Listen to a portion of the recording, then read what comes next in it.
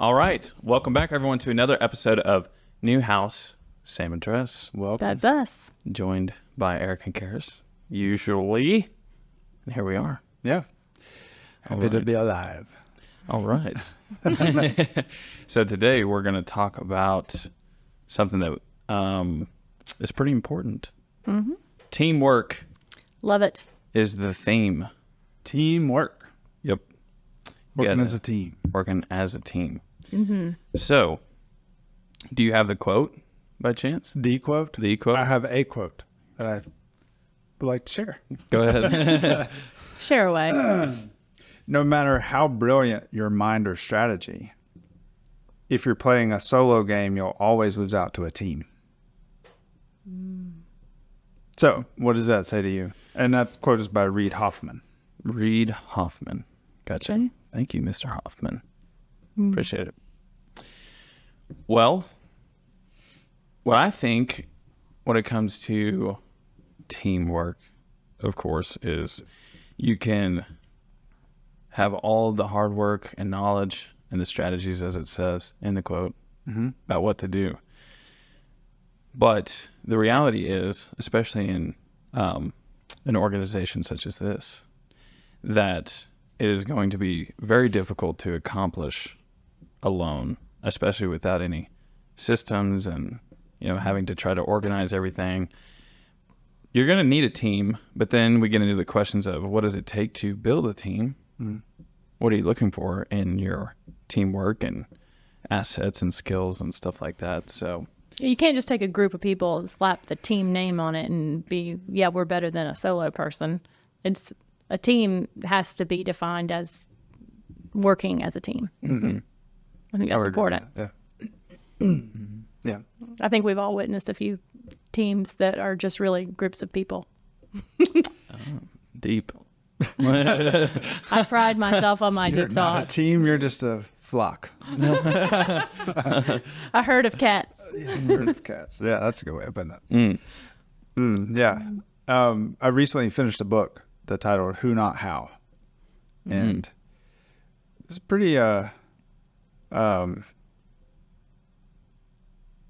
that's really the word I'm looking for, but it was very revealing. So many times when I look at a problem or a solution for a problem, I always think how versus who could help with this.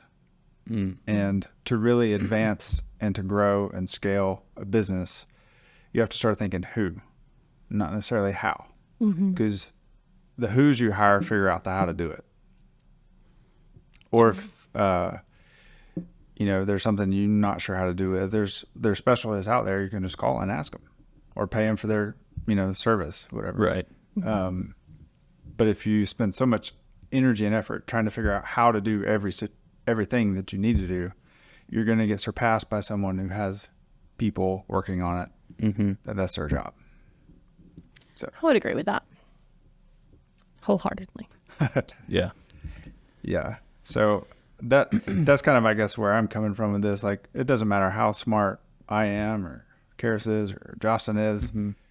If there's a group of people that are working in the same direction, but they've, I guess, divide and conquer, sort of speak. Right. They're always going to beat one person that's trying to do the same thing.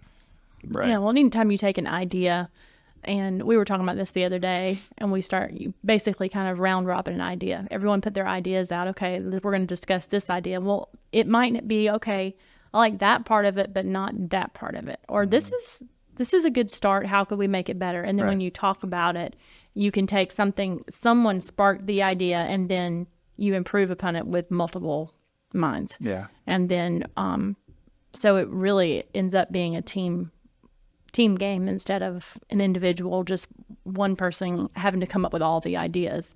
You can take an idea, run with it, change it, tweak it, fix it, make it better. And then that's what your end product would be. Yeah.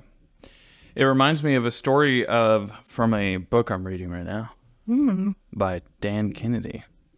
We're just name dropping like crazy. That's crazy. That's right. Just know. You just Good gotta old know. Dan. But the story he shared was kind of very similar about, who you're hiring. I think the name of the chapter was Fire Fast, Hire Slow.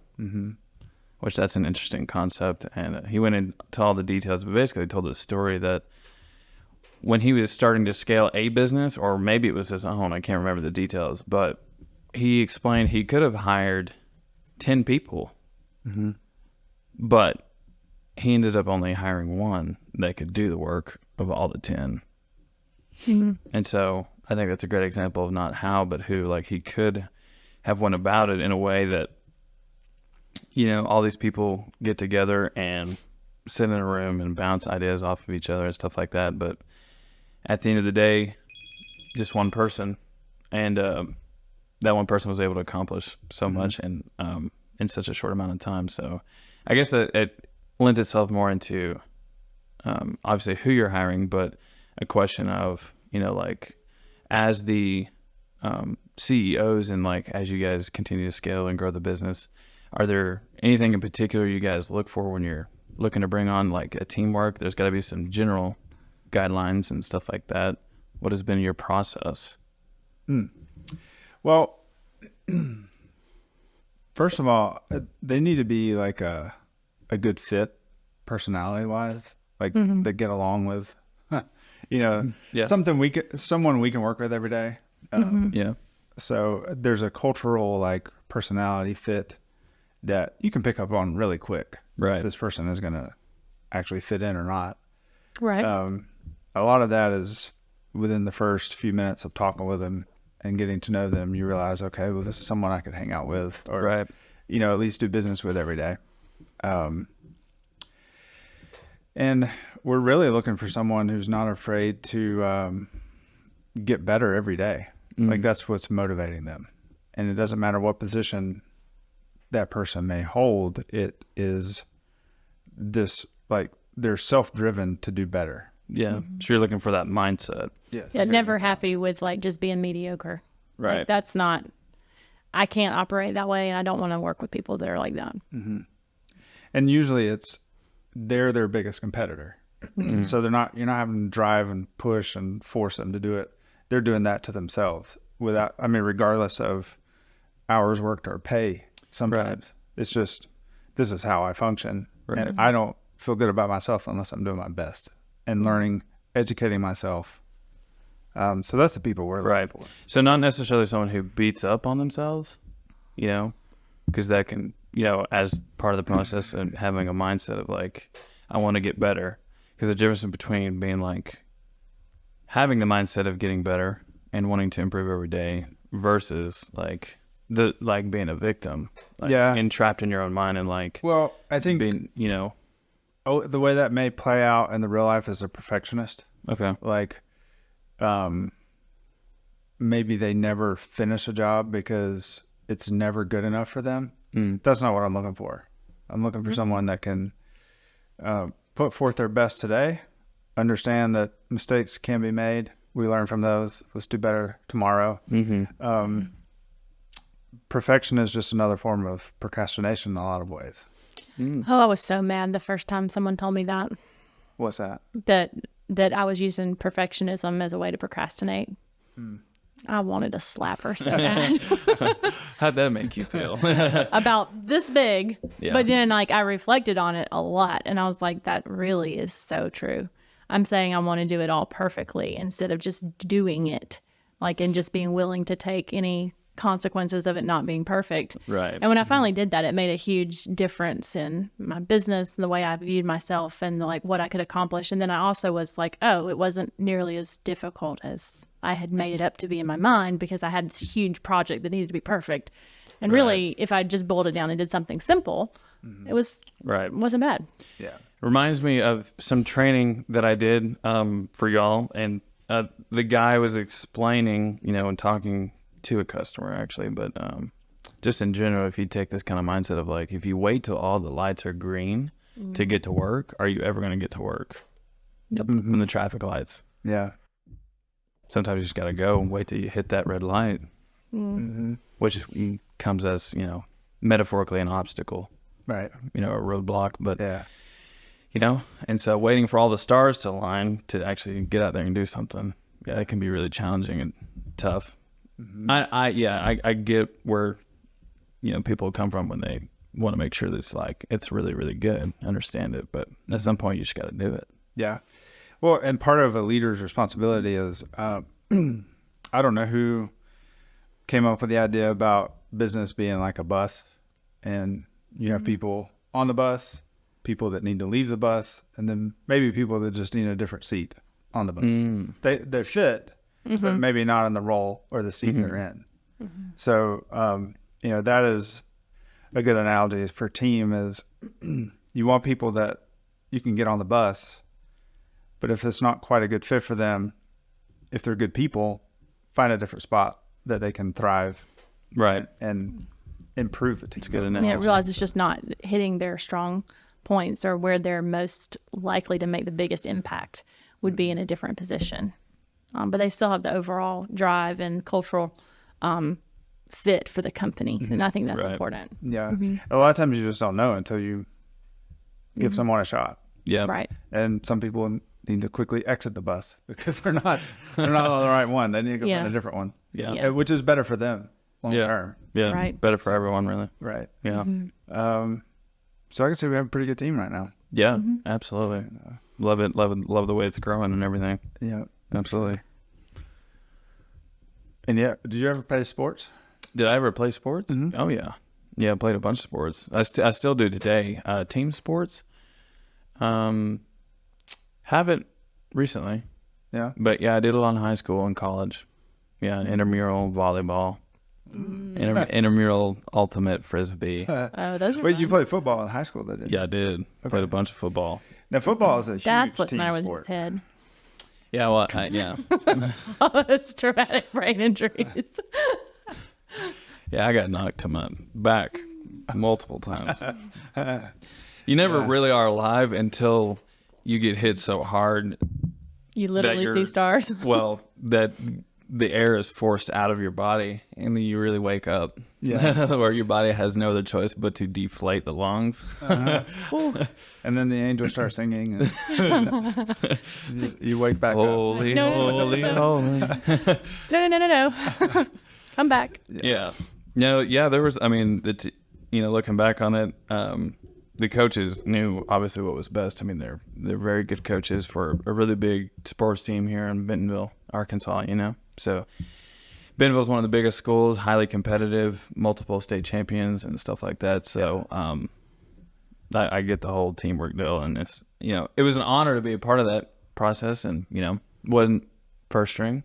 Maybe I, decided to leave, I think my sophomore or junior year, but at the time, yeah, it was all about, if someone else was playing better, being humble enough to know that they were better fitted for my literal position on the field at that time.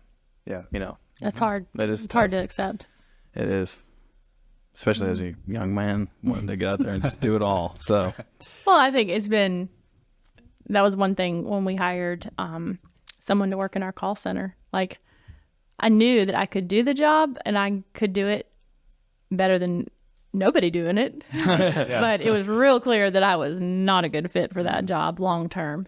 And when we put somebody in that position that is good at it, we saw a significant difference in how it affected our business. And I've been really happy with that.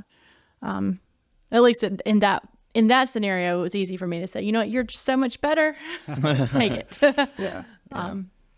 But that obviously was a real clear when we had the right person in that position, like how much it improved. So that was kind of fun to see. Like, And it's a benefit to our clients, like to know that Yes. there's a team behind, so you don't just have one person you're working with. You have multiple people kind of overseeing each aspect and coordinating together to make sure they get the best result. And a well-oiled machine. well, we're getting there. There's always room for improvement, but Yep. that's what, right.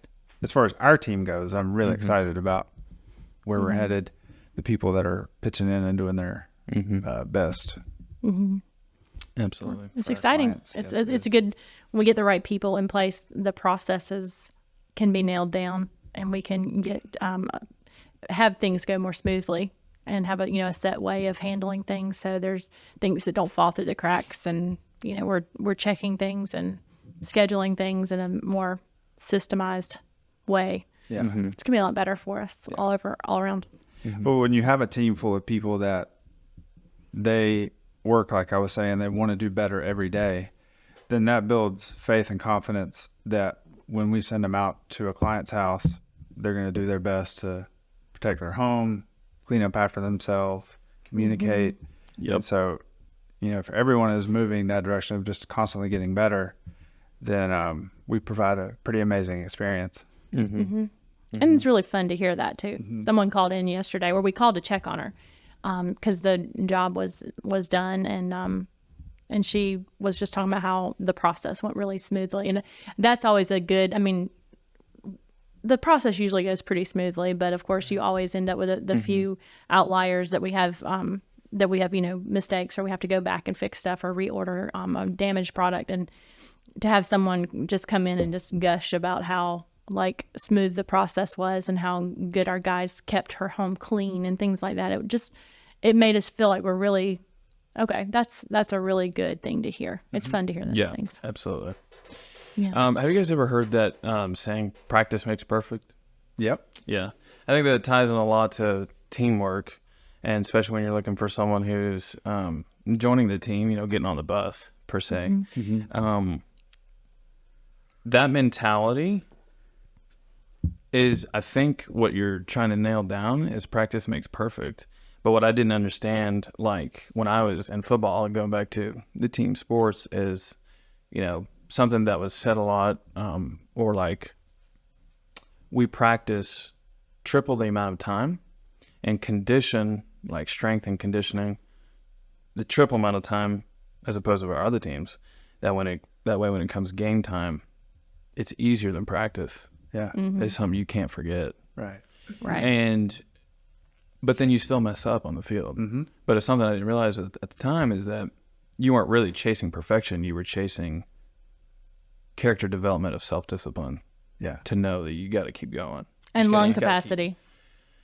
And lung capacity. Yeah. You just got to keep going and getting better. Right. And I think that's something that's super important to the team overall. Yeah. Because you can never fully reach perfection. And it's the same mindset of, well, I'm just going to be better today than I was yesterday. Yeah. It's the journey. Yeah, for sure. So Good talk. Pretty soon this podcast will be decent to listen to. practice makes perfect. That's right. Yeah. That's right. We'll get it all set up. Any final thoughts on teamwork? I Eric? think we nailed it. No, I'm just excited that we are getting the right people on the bus and the right seats organized and all full steam ahead. That's right. Very cool. All right. Hopefully that gives everyone some confidence. Go team. Go team. Well, thank you for tuning in to another episode of New House, Sam and Dress. We'll talk to you in the next one. Bye. Adios.